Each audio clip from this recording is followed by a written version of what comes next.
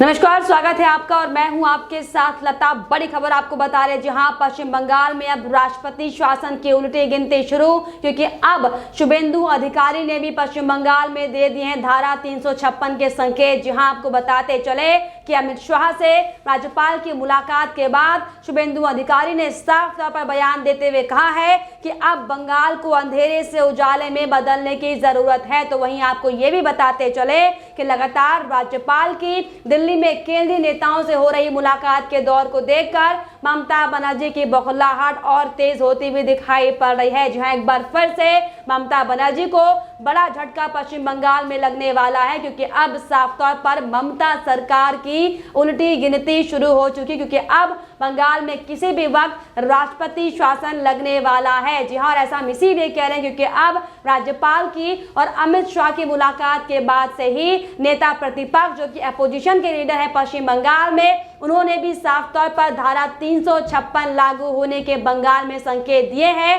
और बंगाल में राष्ट्रपति शासन लगने के संकेत देते हुए साफ तौर पर शुभेंदु अधिकारी ने कहा है कि संवैधानिक मूल्य को कायम रखने से लोकतंत्र की सच्ची भावना का संचार होगा और बंगाल को उस अंधेरे से उजाला करने की जरूरत है जिसने उसे घेर लिया है। तो साफ तौर पर ये कयास लगाए जा रहे थे अब तक कि बंगाल में कब राष्ट्रपति शासन लगाया जाएगा, लेकिन अब लगभग तस्वीर पूरी साफ हो चुकी है, क्योंकि अब साफ तौर पर राज्यपाल दरअसल 3 दिवसीय दिल्ली दौरे पर है, जहां पर लगातार राज्यपाल केंद्रीय नेतृत्व से मुलाकात कर रहे हैं। और इसी कड़ी में राज्यपाल ने आपको बताते चले कि सबसे पहले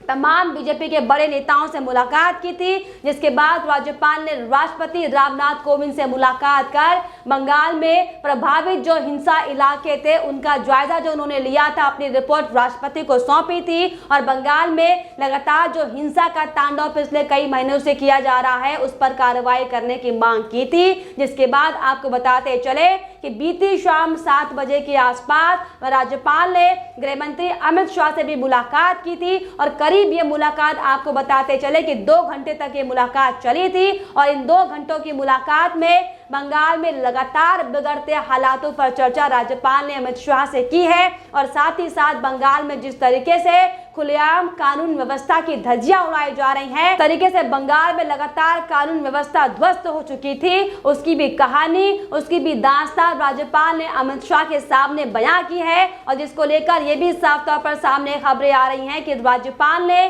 जो रिपोर्ट प्रभावित इलाकों में जाकर तैयार की थी वो भी अमित शाह को सौंपी गई है। जिसके बाद से आपको बताते चले कि लगातार अब पश्चिम बंगाल में चर्चाओं का बाजार गर्म हो चला है कि अब किसी भी वक्त ममता बनर्जी की सत्ता जा सकती है, क्योंकि बंगाल में राष्ट्रपति शासन लग सकता है। और इसी को लेकर शुभेंदु अधिकारी ने भी साफ तौर पर अपना प्रतिक्रिया देते हुए साफ तौर पर जाहिर कर दिया है कि बंगाल में अब वक्त आ चुका है कि अब तक जिस अंधेरे में बंगाल जी रहा था उसे वहां पर उजाला करने की जरूरत है। और यही बड़ी वजह है कि आपको बताते चले कि इसके पहले शुभेंदु अधिकारी ने भी दिल्ली में केंद्रीय नेतृत्व से मुलाकात की थी और केंद्रीय आला नेताओं से मुलाकात करने के बाद शुभेंदु अधिकारी ने पश्चिम बंगाल में धारा 356 लगाने की मांग की थी,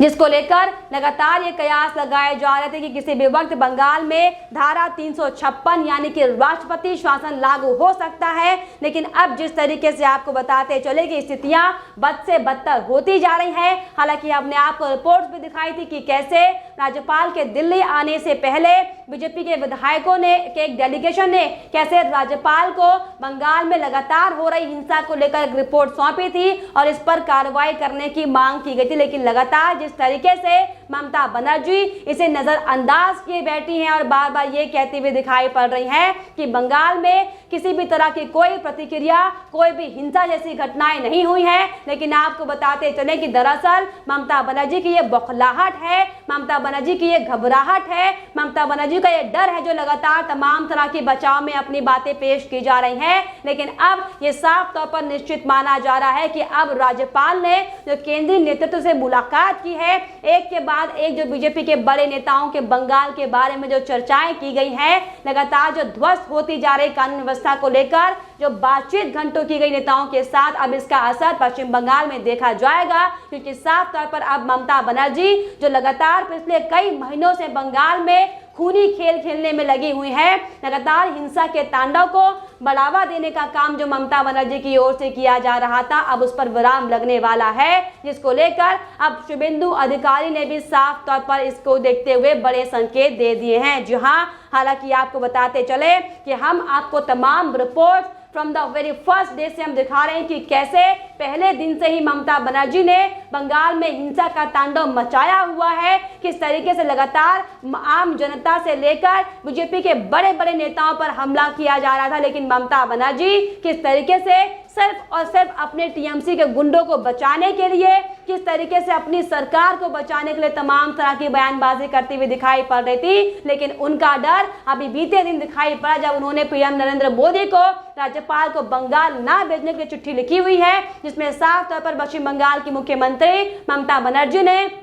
प्रधानमंत्री को एक चिट्ठी लिखते हुए साफ तौर पर उनसे यह आग्रह किया है कि वो राज्यपाल की वापसी दिल्ली में ही कर लें, उन्हें बंगाल भेजने की आवश्यकता नहीं है। तो साफ तौर पर आप ये समझ सकते हैं कि ये सिर्फ और सिर्फ ममता बनर्जी का डर है, ममता बनर्जी की हार की वजह है। और यही बड़ी वजह है कि लगातार ममता बनर्जी अपनी हार की खींच, लगातार अपना राजनीतिक बदला इस कदम निकाल रही है कि बंगाल में मासूमों के साथ, दलितों के साथ और खासतौर पर बीजेपी कार्यकर्ताओं के साथ खुलकर अत्याचार किया जा रहा है। लेकिन एक और जहां पर बीजेपी लगातार ममता सरकार पर हमलावर दिखाई पड़े, तो वही ममता बनर्जी तमाम आरोपों को खारिज करते हुए भले दिखाई पड़ रही। लेकिन आपको बताते चले कि अब ममता बनर्जी का समय समाप्त होने वाला है, क्योंकि बंगाल में जो पिछले कई सालों से, या यूं कहा जाए कि पिछले 10 सालों से ममता बनर्जी जो लगातार खूनी खेल खेलने की कोशिश कर रही थी, लगातार जो तानाशाह ममता बनर्जी ने बंगाल में फैलाया हुआ था, अब इसका खात्मा होने वाला है, क्योंकि अब बंगाल में राष्ट्रपति शासन लगने वाला है, जिसको लेकर अब लगातार चर्चाएं, बाजार जो है वो गर्म है सियासत का, क्योंकि लगातार जो ममता बनर्जी की ओर से तमाम तरह के बयान सामने आ रहे हैं अपने बचाव में। जिस तरीके से टीएमसी के गुंडे भी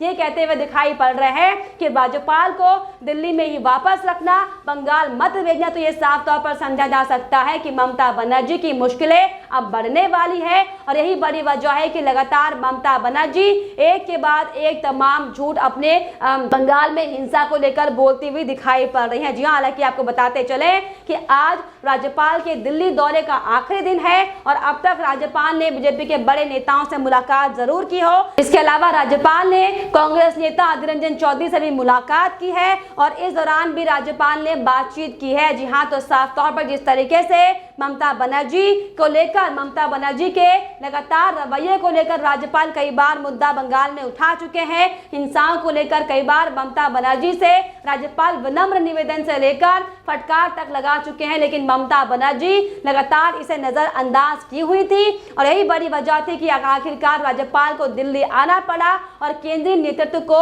अपनी जो रिपोर्ट उनकी बनाई गई थी खुद मैदान में जाकर वो सौंपनी पड़ी है। तो साफ तौर पर निश्चित तौर पर यह माना जा रहा है कि लगातार जिस तरीके से पिछले कई महीनों से बंगाल में ममता बनर्जी का तानाशाह चल रहा था, किस तरीके से हमने आपको तमाम तस्वीरें दिखाई थी कि कैसे खुलेआम महिलाओं के साथ नरसंहार किया जा रहा था, कैसे हिंदुओं को चुन चुन कर मारा जा रहा था, कैसे आरएसएस के संघ के कार्यकर्ताओं को पीटा जा रहा था। और स्थितियां बद से बदतर तो तब हो गई जब बंगाल में लगातार अपना ही घर छोड़कर लोगों को दूसरे राज्यों में शरण लेने के लिए जाना पड़ा था। लेकिन आप सोचिए कि हालात अब ये हो चुके हैं कि जो अपना घर को छोड़कर दूसरे राज्यों में शरण लिए हुए हैं वो तक अपने घर वापस नहीं आ पा रहे हैं, क्योंकि लगातार टीएमसी के गुंडों की ओर से उन्हें धमकियां दी जा रही है, उन्हें घर वापस लौटने पर जान से मारने की धमकियां तक दी जा रही है। लेकिन अब आपको बताते चले जो बंगाल में खुलेआम लोकतंत्र की हत्या ममता बनर्जी ने की हुई है वो अब ज्यादा दिन तक नहीं चलेगी, क्योंकि साफ तौर पर अब ये कयास लगाए जा रहे हैं कि राज्यपाल की मुलाकात हालांकि तमाम बड़े नेताओं से हो चुकी है और अब ये निश्चित तौर पर संभव माना जा रहा है कि अब बंगाल में ममता सरकार की उल्टी गिनती शुरू हो चुकी, क्योंकि साफ तौर पर अब किसी भी वक्त बंगाल में राष्ट्रपति शासन लग सकता है। यानी कि साफ तौर पर ममता सरकार जो पिछले कई महीनों से खूनी खेल बंगाल में खेलती हुई दिखाई पड़ी थी, उनका अब हिसाब किताब होगा, क्योंकि साफ तौर पर अब पश्चिम बंगाल में धारा 356 लागू कर दी जाएगी। हालांकि लगातार ममता बनर्जी ये कहती हुई दिखाई पड़ रही कि बंगाल में कहीं पर भी कोई हिंसा नहीं हुई है और सिर्फ केंद्र सरकार जिस तरीके से ट्विटर पर दबाव बना रही है वैसे ही मुझे दबाने की कोशिश कर रही है। लेकिन आपको बताते चले, क्या वो तस्वीरें जो लगातार बंगाल से निकल कर आ रही है क्या वो झूठी है? क्या जिस तरीके से केंद्रीय मंत्री पर हमला किया जा रहा था क्या वो झूठा था? और जिस तरीके से लगातार जो 50 से ज्यादा बीजेपी कार्यकर्ताओं की मौतें अब तक हो चुकी हैं, क्या वो झूठी तस्वीरें हैं? लेकिन ममता बनर्जी सिर्फ और सिर्फ झूठ की राजनीति करते हुए दिखाई पड़ रही है और यही बड़ी वजह है कि अब ममता बनर्जी का